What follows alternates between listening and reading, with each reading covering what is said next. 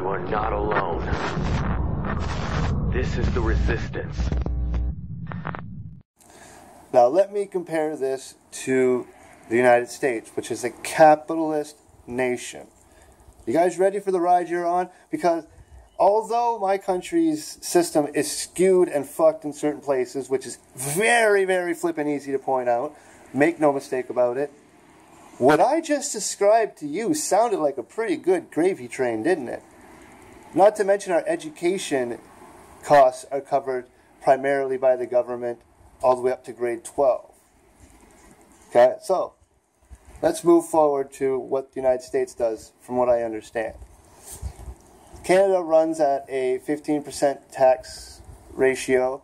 I think that is also attributed to like class as well, but across the board it's 15% right now. There used to be 13%, but if I'm not mistaken, the States runs like at 23 or 21 or let's just say 20.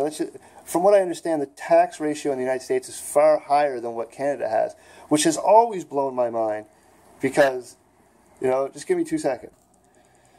So yes, as I assumed, like, it has a lot to do with class as well. So if you're in a particular bracket, you're going to pay a certain amount of money. If you're not, you're not. That's all crazy stuff that's hard to explain too, like class warfare, people that are rich, the poor, and so on and so forth. So in Canada, the rich pay their taxes, and that money goes to the hospitals. From what I understand, you guys don't do that. That's why your taxes are a little bit lower. But in other instances, your taxes are higher, which is what always used to blow my mind. Because I would say, why is it that if they pay this much taxes to the IRS and to this, to that, whatever, that they can't have socialized medicine? It's because the rich doesn't want to cover your medical bill. Where in Canada, the rich is like, I don't care. Because if all I have to do is pay for that one building over there, that hospital. If I pay for that hospital and everybody's allowed to use it, that means that I may not have to go to war because that guy over there is going to go to war on my behalf so that I may continue to, all right, let's do this. You know what? I might even help pay for the guy that's got to go to war. Do you see how the country said, yeah, let's do that. Let's take all the money that we got, put it in one spot, and let's make sure the soldiers are good. Let's make sure the schools are good. Let's make sure the hospitals are good. Let's make sure police are good. Well, yeah, but who's going to run that? Well, we are. How? Elections. Okay, cool. Let's do that. The thing is that the human being is fallible. It's corrupt. We screw shit up along the way. That's why you can find all kinds of problems with the Canadian system. But when I go into the American system, it scares me. You guys are the greatest tax havens available. You guys know how to play with money like you wouldn't believe. And you pay for your own health care. That means that if the rich can afford it, they're good, and if the poor can't, you're screwed. I don't have any idea whatsoever as to how you have anything remarkably similar to national pride at all. When you are existing in a system in which you live in a system in which the poor people can't get health care because they can't afford it. How can you be proud of that? I don't know. I'm not proud. There's a lot of things I'm not proud of that my country does throughout the daily. But I don't know how a nation could allow its poor to not have access to healthcare. That just boggles my brain. But that's capitalist society. You're allowed to make as much money as you want, and you owe none of it to anybody, except for these taxes. But you guys mismanage the amount of money that you get, even though like you don't really socially want to give all this money and put it into one pot and distribute it accordingly to allow the society to run. Although this isn't really something you want to do, you're still doing it, which blows my mind. You still have a government, you still have budgets, you still distribute funds. But what you're not doing is appropriate resource allocation. You shouldn't take one more step. Not one more step, Trump. Not until every American in the entire nation could walk into the hospital and get good old-fashioned regular stuff taken care of. Broken legs, childbirth, the simple things. We pay for our own prescriptions. That's not covered by Medicare. We have to pay for our own prescriptions. So, the United States, you may very well just have to pay for your own prescriptions. Oh well, boo-hoo, so do we. But the actual health care is covered. The dental, if you're on social assistance, the government will cover your dental work. But dental coverage in Canada is not covered through standard Medicare. You could get health insurances that would cover your optical and your dental, but not covered by standard Medicare. Unless there's only one time where they actually will cover your dental or your optical. If you actually need it for survival. If you don't have this procedure done, you won't be able to eat anymore. The doctors have to cover that. They got to take care of that problem. It'll be covered by Medicare. If you have to be able to do something that you'll never see again, the doctors will do it. There's a difference between your dental cleaning and checkup and what you're doing now. So, and then I got to tack on the fact that, if I'm not mistaken, don't your taxes go back to pay the interest on the debt to the Federal Reserve? So that means you're not even able to take that money that you do pool together, although you don't want to pool it together to begin with, to put it on what? That's where the United States is having a hard time. What is it actually spending its money on? It's spending its money on fucking war and weapons. Not healthcare, not education. The economy is going to require a substantial amount of money. That, we got to debase the currencies and start all over again. There's just not enough. That's what everybody keeps saying. Explain this to me. If the machine makes the fucking money, the complaint of there is not enough should never fucking exist. It's becoming a choice, not an actual cause-effect scenario. There isn't enough? Okay, print more. Build another building. Add more printers. I don't care. Make it happen. You guys are already making money on whims and ones and zeros on computers. Don't even need buildings to money, man. Fuck it. Just fuck it. Just stop using it. That's all you can do. But we can't. We live in a society that we can't. And that's why there will be no peaceful revolution. There will be no nothing. There will be all-out war and anarchy in the streets. And it's not going to be a fun ride. And when it happens, it happens. I bid everybody good luck. Because the system has got such a strong stranglehold on every person throughout the planet. It's stupid. Like, here's another one.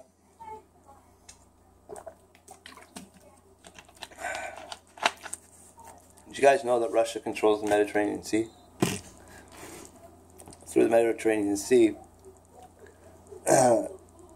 Russia can do a little bit of damage. Russia's seaport for the Mediterranean Sea is found in Syria. Do you guys understand what's going to happen if the United States takes Syria? Yeah, the United States can destabilize it, that's one thing. I'm sure the Russians can look the other way on that. But if the United States actually takes Syria, that means the Russians are going to lose their seaport to the Mediterranean Sea. In a global conflict scenario, that is a horrible situation for the Russians to be facing with. And they have to sit there and say, yeah, it's all good, we know you're not going to hurt us, go ahead, take it. I've said it numerous times in many videos. Syria is the last proxy war, and it is also the catalyst for the Third World War. Welcome to the show. I was saying that before Syria was being attacked.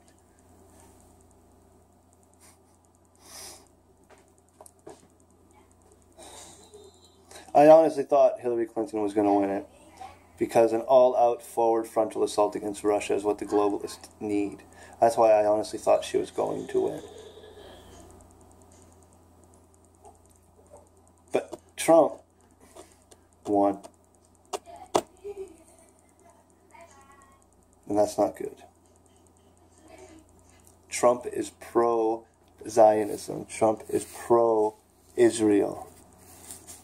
The people of the revolution are not pro-Israeli because they understand that the Babylonian Talmud is the doctrines of choice of Israel.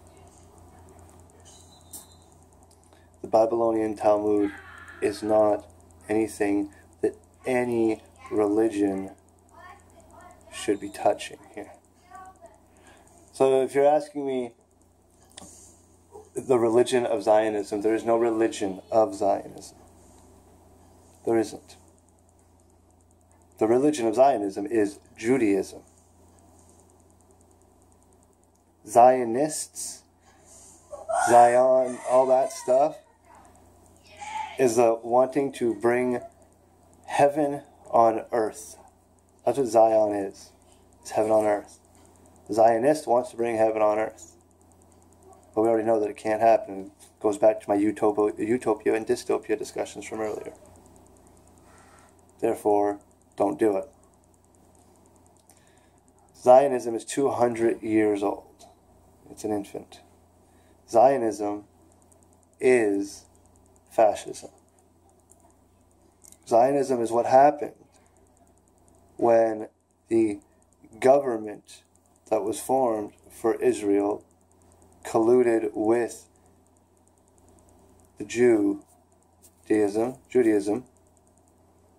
when government and religion intertwine. It's a horrible thought. But that's what Zionism is. The worst part of it is that it doesn't even take the good and holy and peaceful and loving side of the religion. As we have discussed many times in the past, that there is extremisms found in all religions. Israel is actually ran by the extremism found within Judaism, which is an atrocious thought to fathom. It is as though the KKK would be running the United States of America. Some of you already believe that they are, don't you? It's okay. Remember in the Bible when it says the wicked shall destroy the wicked? Yeah. It's just our stupid hicks going over there shooting their stupid hicks. That's what's happening. And everybody in the middle's got to die with them, apparently. That's why all this information is hard to even begin speaking about or talking about, because we give these people money. Canada and the United States collectively send to Israel $6.8 billion annually that they can do whatever they want with. And these people, their religious theologies are of the Babylonian Talmud. If you read the Babylonian Talmud, you would look at me and say, nobody who believes this religion should be allowed to live. And I would be inclined to believe you. And most likely agree with you. So what do we do now? Can't kill the Jews, because that's not the point. Can't do that. Just like we're killing damn near every Muslim out there for fucking looking for a jihadist terrorist, you can't just go out there and start killing every Jew because you think it's a Zionist. Welcome to the war, ladies and gentlemen. This is what we are fighting. How do we get to it? Educate yourself with Zionism. Make sure you know what it is.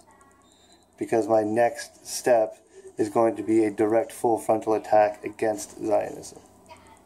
But you guys will not be able to come through with this one if you do not know what the enemy is. So you have to research it. You have to research it and you have to want to destroy it. We need the next roundtable to openly discuss everything about Zionism. It needs to be aired. It needs to be addressed. This is what Alex Jones does not want to talk about. Zionist Israel. This is what needs to be addressed. There's enough stuff out there about the Arabs. There's enough stuff out there about Jesus and the Christians. All we know is very little things about World War II and the Jewish history and things of that nature. Someone asked how many times were they cast out. The number was 109 times. Throughout human history, this religious ideology was cast out of every nation in the world 109 times. I want to see a roundtable that covers everything in regards to this. I want you guys to cover it even if you are uncomfortable talking about it. I want your reactions to be genuine when you do it. Tin Man just figured out how to post up a bunch of videos there. So I'm going to send a video to Tin Man, and in the next roundtable I want this video up, and I want you guys to watch it, and I want you guys to discuss it and theorize about it, and I want you to help me adequately identify the enemy. Because the next step will be to find the people that believe that shit today. That will be the next step. We will be one step closer to actually divulging everything out there.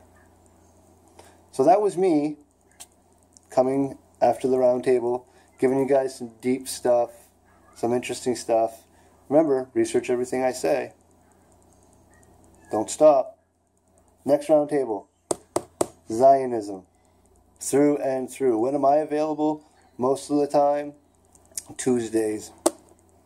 Tuesdays throughout the day is always best. Because I'm home and, yeah, Tuesdays is what I'm trying to do. I'm trying to make it so that you guys can get a hold of me and speak to me directly for a couple of hours. Because right now all I can do is watch you guys' roundtables and then try to create a video that surrounds the information to one particular level or another. Before I go, though, Tim Ann was referring to how much Mormons and symbolisms and things like that. It's the Masons. Mormons and Masons, dude. There's actually a book out there. You gotta read it. It's awesome. It's not very big either. It's called Mormons and Masons. Joseph Smith was initiated within Masonry. He wasn't. Joseph Smith was a Mason. That's historically recorded and documented fact. He broke the promise when he stole the Masonic rituals found in the Masonic temples and applied them within the Mormon temples. Tin Man. The dark history of your religion is that the Masons assassinated your prophet. Not something they teach you in Sunday school. Keep up the good work, guys. I've spoken a lot, but next time I speak, I will most likely speak for the Mormon Church and really explain a lot of what I know of their history and how I've managed to trace, once again, the negative aspects of any religion back, one more time, to the Talmud, bleeding in to purity. I think that's what's been happening since the dawn of religious creation. You cannot fix a problem if you cannot point it out. If you don't know what the problem exists, how are you ever going to be able to solve it? Something is corrupting all of the nice things in the world. Well, let's actively search for it and stop saying that you're looking for a boogeyman or a Satan or a Lucifer or this or that. What you're looking for are human beings that live in absolute atrocious ways and that are not mentally deranged. You're looking for people who do this because they want to do this because their God tells them that it's okay to do these things. That's who you're looking for. And I don't care what religion they are when you find them, but you bring them. Have a good day.